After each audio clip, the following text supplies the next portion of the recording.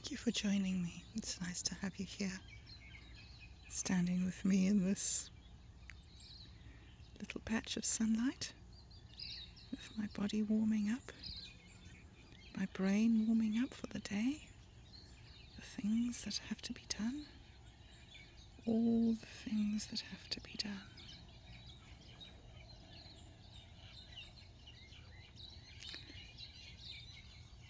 So it's good to stand and just be aware of being a part of things, you know?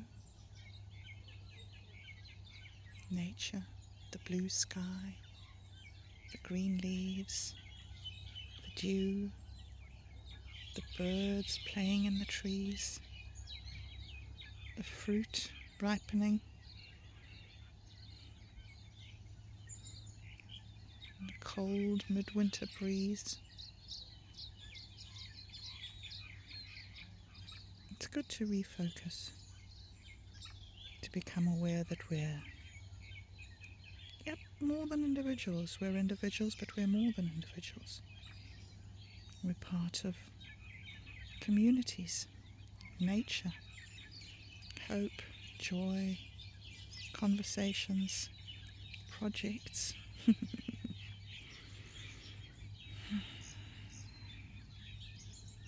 And just going through it all one step at a time.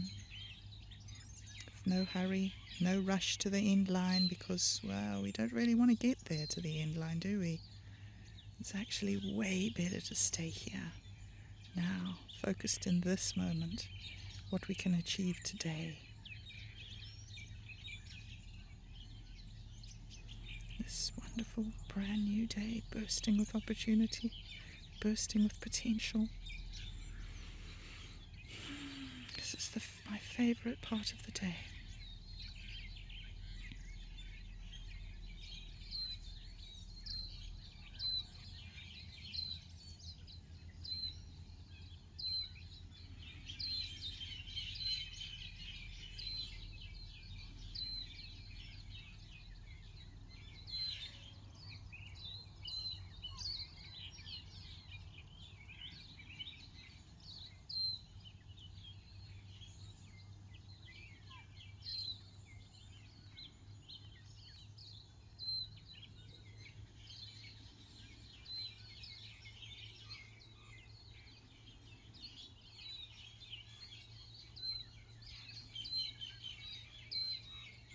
Well, there is an amount of stepping aside and taking a break and cleansing yourself in the power of nature and beauty and love and,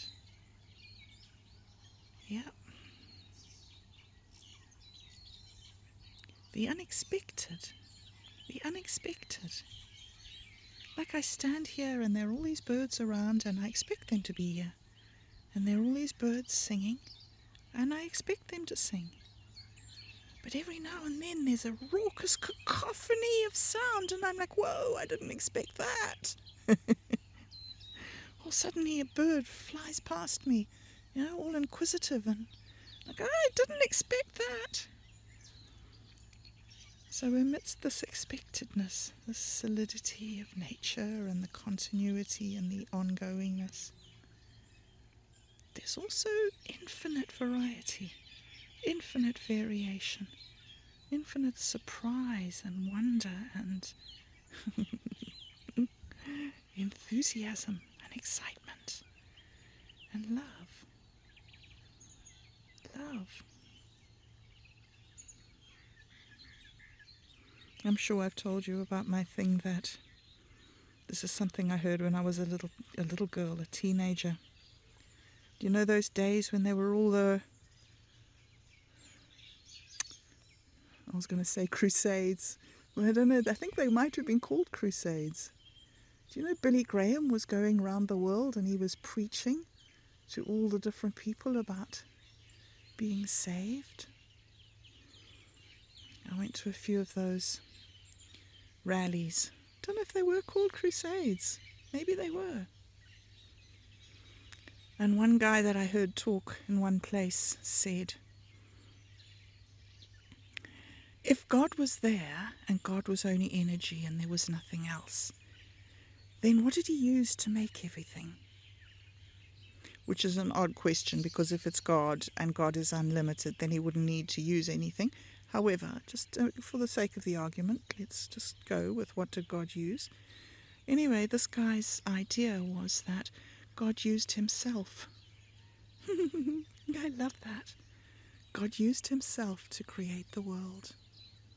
He took his essence and he compressed it down until we had tiny little particles, little sparks of God energy. And you know, if God is love, as some people believe, not saying that he is, but say God was love, love was God, and everything is created out of love, then here we are standing in the middle of an environment made out of compressed love. I love that.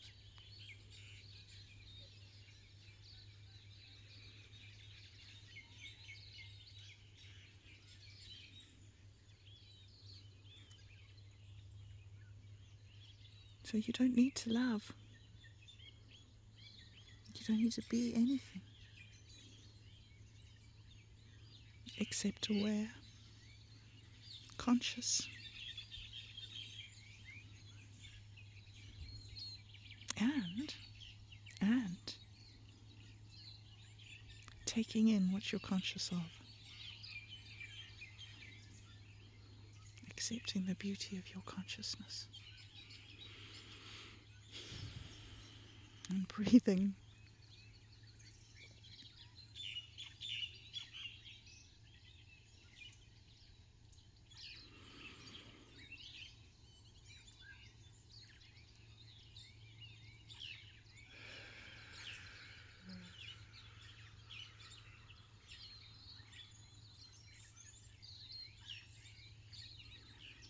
I spoke to a hypnotherapist a little while ago, and he said that the secret of hypnosis is that the person, the client, is encouraged to take control of a function of their body that usually happens automatically. So when the hypnotherapist says to the person, try and open your eyes and see if you can open them, the patient, the hypnotee, whatever it would be, they want to be hypnotized. So they take over the control of their body, and instead of opening their eyes like a awake person would, they fail to open their eyes like a sleeping person would. So they take over the function of the body, of the muscles, the tiny little muscles all around the eyes. And when we do that, when we take over the functioning of our body, we release huge amounts of psychic energy. And that's one of the secrets of taking over the breathing process, is that you release your body, your mind. You release your mind from having to control your body. You take over that function for a little while. And because you take over that function, your mind suddenly has all this energy. So there, I leave that with you. When you breathe, remember that you have a whole lot of psychic power that has just been released by you being in control of your breathing. And just as you can be in control of your breathing, you can be in control of that psychic power too. And you can use it for decision making or problem solving, or just to bathe in the pleasantness of being surrounded by love and goodness and happiness. Am I an idealist? You'd never guess, right? You'd never guess. Okay. Thank you for sharing this morning with me. And the dew on the grass and the birds in the sky. It was really lovely. And now, unfortunately, that is the pathway back to real life. And I have to go and do it. Have a wonderful, wonderful day. I hope you have a good meditation. And I'll see you tomorrow. One way or the other. I will see you tomorrow.